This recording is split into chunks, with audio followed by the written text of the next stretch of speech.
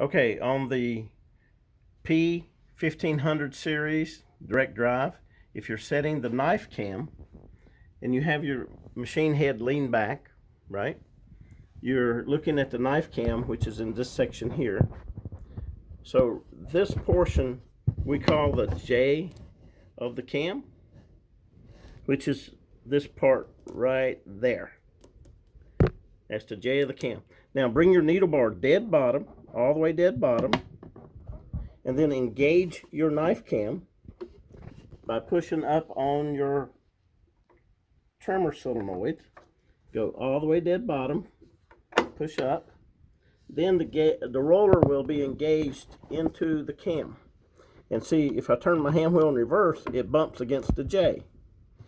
Okay? Now that's with the needle dead bottom position.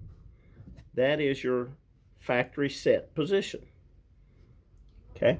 And if you go forward, you can see that the knife cam is going to travel along the groove. This is your knife coming forward in the cam roller.